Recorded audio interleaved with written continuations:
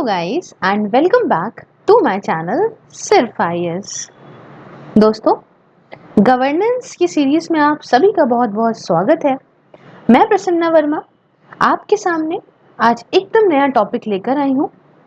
इसका नाम है aid and private funding in development. दोस्तों, ये विजन आईएएस के नोट्स है, बहुत इंपॉर्टेंट गवर्नेंस है जो मैं एक्सप्लेन कर रही हूँ। आइए शुरू करने से पहले चैनल को सब्सक्राइब कर लीजिए, बेल आइकन को जरूर प्रेस करिए ताकि आपको रेगुलर अपडेट्स मिलती रहें। सबसे पहले हम टॉपिक के बारे में जानेंगे, वो ये है डेवलपमेंट एड इन इंडिया। सबसे बड़ी बात देखिए, डेवलपमेंट एड की बात करें तो ये एक फाइनेंशियल एड होती है जिसे सरकारों के द्वारा या दूसरी एजेंसीज के द्वारा दिया जाता है सपोर्ट करने के लिए इकोनॉमिक, इन्वायरमेंटल, इसके साथ सोशल और पॉलिटिकल डेवलपमेंट को इन डेवलपिंग कंट्रीज। इसके अंदर बहुत सारी एक कह सकते हो एक लॉन्ग टर्म स्ट्रैटेजी होती है ताकि गरीबी से लोगों को बाहर निकाला जा सके, एलिवेट करा जा सके फ्रॉम दी पॉवर्टी। अब इसमें जैसे मैं पहली बात आपको बताऊं तो फॉरेन एक्सपर्ट्स कहते हैं कि इंडिया एक कॉल इंडिया डेवलपमेंट पैराडॉक्स। मतलब इंडिया ये एक ऐसी one of the largest economy है जिसमें बहुत ज़्यादा हाई ग्रोथ रेट है। ये स्पेंड करती है एक अच्छा खासा अमाउंट अपने डिफेंस एक्सपेंडिचर पे। हम जानते हैं डिफेंस पे खर्चा करते हैं, येट सीक्स डेवलपमेंट एड, तब भी हमें डेवलपमेंट एड की ज़रूरत पड़ती है। It has created quite a debate at international level, और इस बात पे इंटरनेशनल लेवल पे एक डिबेट भी होती रहती है कि भाई इतना पैसा अगर खर्चा करती हैं तो क्या। अच्छा, इसका एक बहुत बड़ा कारण करप्शन है, जैसे कि foreign grants often in dictator real estates in Africa, ये साइफंड है by government official for private, and it has also bred numerous non performing जो आपके ऑर्गेनाइजेशन है, मतलब एनजीओस वगैरह हैं। तीसरी बात आती है आइडेंटिफिकेशन ऑफ प्रोजेक्ट्स की। देखिए, एक बहुत बड़ी डील है पैसों की जो वेस्ट करी गई है पास्ट में। क्यों? बिकॉज प्रपोजल्स इतने सही से इन्वेस्टिगेट नहीं करे गए एड देने से पहले। मतलब पैसा दे दिया गया लेकिन किस लिए पैसा दिया गया उस प्रॉपर चीज को सही से नहीं ध्यान दिया गया, and because priorities have not given correctly establish, सही से देखा नहीं गया, प्रायोरिटीज नहीं दी गई, तो इस वजह से यहाँ पे प्रॉब्लम्स बहुत सारी, पास्ट में पैसा वेस्ट होता भी दिखा है। इसके साथ यहाँ पे इन्फ्लुएंस रेसिपिएंट कंट्रीज, मतलब एड को देने वाले जो डोनर्स हैं ये ऑफन ये कहते हैं try to accuse of trying to exercise unnecessary influence over recipient government. जैसे किसी कंट्री ने एड दी किसी दूसरे कंट्री को, तो वो पर्टिकुलर कंट्री जिसने पैसा दिया है वो अपना दबदबा बनाने की कोशिश करती है, उस पर्टिकुलर दूसरी कंट्री जिसको पैसा दिया है उसकी पॉलिसीज में इंटरफेयर करने की कोशिश करती है। और एक बात आती है डेप्थ सर्विसिंग की, सर्विसिंग की नहीं, डेप्थ सर्विंग की। ग्लोबल इकोनॉमिक स्लोडाउन में बहुत सारे देश जो हैं वो सर्विस नहीं कर पाते, अपना डेप्थ जो कर्जा लिया है उसे नहीं यहाँ पे प्रॉपर चुका पाते। आगे बात करते हैं फॉरेन एड, अब स्पेसिफिकली इंडिया को लेके। दोस्तों, फॉरेन एड का जो ये टर्म है ये निकल के आया है from the concept of overseas development assistance से, या ओडीए आप कह लो। यूनाइटेड नेशन पार्लेंस ओडीए ये एक कमिटमेंट है जिसे अज्यूम करा गया है डेवलप्ड नेशंस के द्वारा, डेवलप्ड कंट्रीज के द्वारा, उसके मेंबर्स ऑफ ओईसीडी के द्वारा to extend development assistant to the developing countries के लिए। करेंटली बताऊं तो जो डेवलप्ड कंट्रीज हैं ये पूरी तरह से कमिट है कि ट्रांसफर करें 0.7% अपनी जीडीपी का एज ओवरसीज डेवलपमेंट असिस्टेंस के तौर पे डेवलपिंग कंट्रीज को। हालांकि few have achieved this target also. देखिए, इंडिया की बात करें तो India was the sixth largest recipient of foreign add in 2011, and उसके बाद ये one of the highest recipient बनता चला गया। एक डेटा जो वर्ल्ड बैंक का था, वर्ल्ड बैंक की वेबसाइट से उठाया गया, उसके हिसाब से यहाँ पे 3.2 बिलियन रिसीव हुआ है सन 2011 में, 1.6 बिलियन 2012 में, और ऐसे काफ़ी ज़्यादा बढ़ता गया है वक्त के साथ साथ। टॉप डोनर्स देखा गया World Bank, Japan, Germany, Asian Development Bank, United Kingdom, France, Global Fund to Fight AIDS, tuberculosis and malaria, and साथ में बहुत सारे ऐसे यूनाइटेड स्टेट्स और यूरोपियन यूनियन वगैरह भी। दोस्तों, इंडिया जो है ये ऑल्सो भी मतलब इंडिया भी एड देता है दूसरी कंट्रीज को। इसने फॉरेन एड का बजट अपना 1.6 बिलियन रखा था 2015-16 में। हालांकि रिसेंट टाइम्स में अगर मैं बताऊं तो फॉरेन एड जो इंडिया के अंदर आती है ये कम हो गई है। ये पार्टली वजह ये है क्योंकि इंडिया का ऐसे इकोनॉमिक प्रोग्रेस होना, ऐसे बढ़ना, और पार्टली वजह ये है हमारे जियो पॉलिटिकल एक्सेस में बदलाव आना। तो इस प्रॉपर चीज को आई होप जो है आप समझ रहे होंगे। उसके साथ यूएस ने की जो एड है इंडिया को लेके, ये टारगेट इसका मेन होता है क्लीन एनर्जी के टुवर्ड्स, फूड सिक्योरिटी और हेल्थ के टुवर्ड्स। ये भी कम हुआ 25% से रिसेंट ईयर्स में, फ्रॉम नियरली 127 बिलियन ये 2010 में रहा था और ये 2013 आते आते कम हो गया। दोस्तों, 2015 में यूनाइटेड किंगडम ने तो एड देना बंद कर दिया इंडिया को, ये कह के कि भाई हम इनकी इकोनॉमिक ग्रोथ बहुत ज़्यादा है, और इंडियन गवर्नमेंट ने भी कहा ठीक है, चलो ठीक है, that is aid is past, trade is future, एक अच्छी पॉजिटिव अप्रोच के साथ आगे बढ़ाया। इंडिया अब देखता है, प्रोजेक्ट्स करता है खुद को एक ग्लोबल पावर के तौर पे और पार्टनर के तौर पे डेवलप्ड नेशंस का, जैसे कि ब्रिटेन हो गया। तो इससे अगर हम देखें कि अगर हम एड ही लेते रहेंगे तो फिर हम उस कैटेगरी में कभी ग्लोबल पावर की तो आ ही नहीं पाएंगे। तो ये पूरी बात हमने यहाँ पे करी। अब टॉपिक आता है फॉरेन फंडिंग और एनजीओज के बारे में। दोस्तों, बीइंग नॉन प्रॉफिट ऑर्गेनाइजेशंस, जो एनजीओज होते हैं वो पूरी तरह से डिपेंड करते हैं अपने कंट्रीब्यूशन पे, चाहे उनको फॉरेन से पैसा आए और चाहे उनको डोमेस्टिक से मतलब अपने देश से पैसा आए, तभी वो काम करेंगे। रिसेंट टाइम्स में बहुत सारे एनजीओज जो हैं वो उन पे गवर्नमेंट की नज़र प्रॉपर आ गई है, क्योंकि बहुत सारे एनजीओज अब घपला वगैरह करने लगे थे।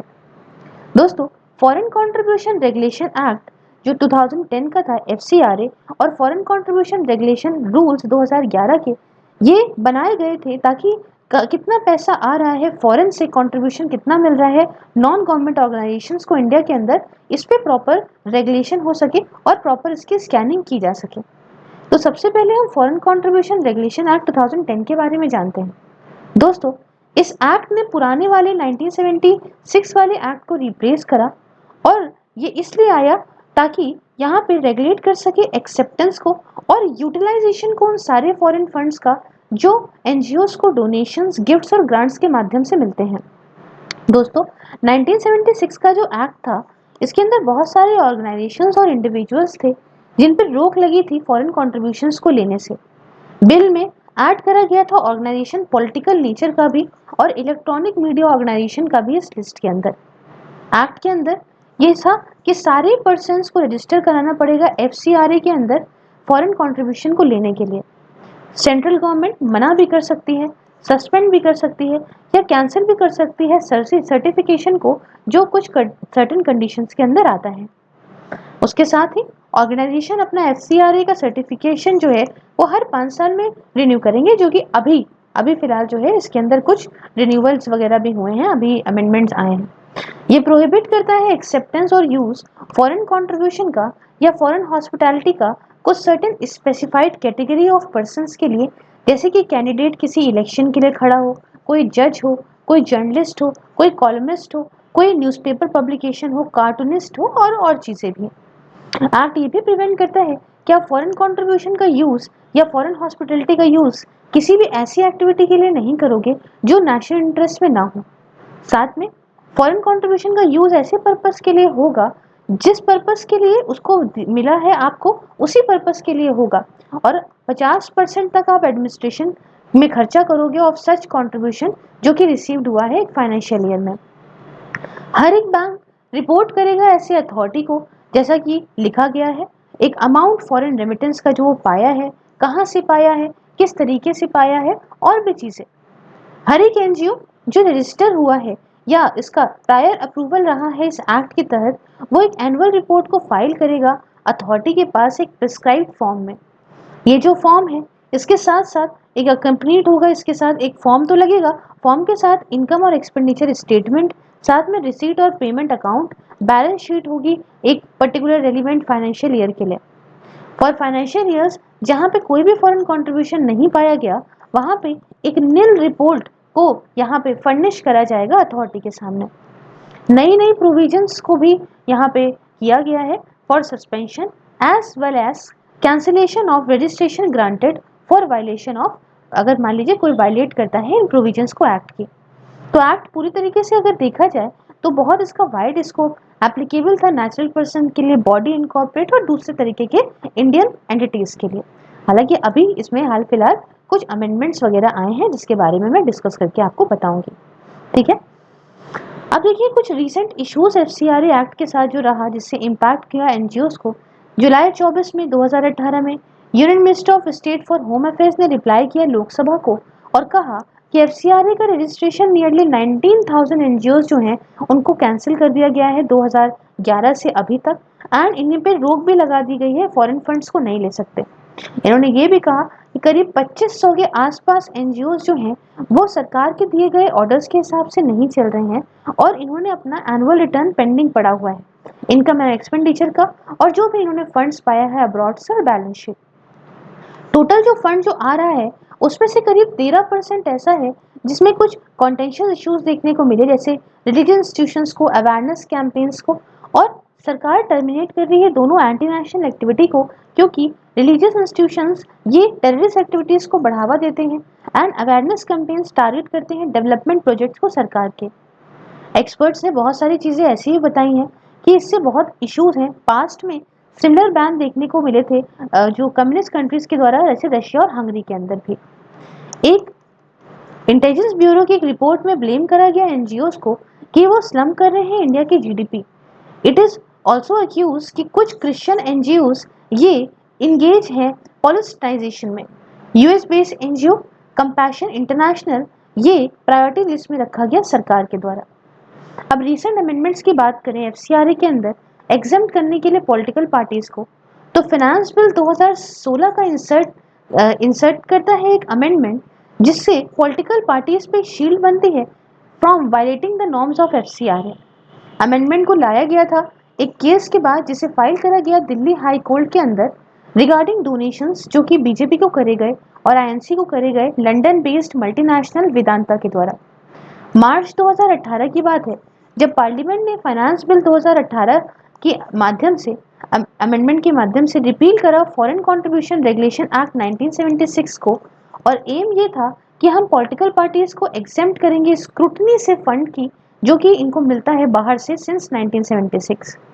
इट मस्ट बी रीइटरेटेड कि रिप्रेजेंटेशन ऑफ पीपल एक्ट और FCRA bar political parties from receiving foreign funds. Foreign firms जो हैं ये अब फंड कर सकती हैं एनजीओज को इंडिया के अंदर as well as political parties को। इम्पैक्ट क्या हुआ इस अमेंडमेंट का?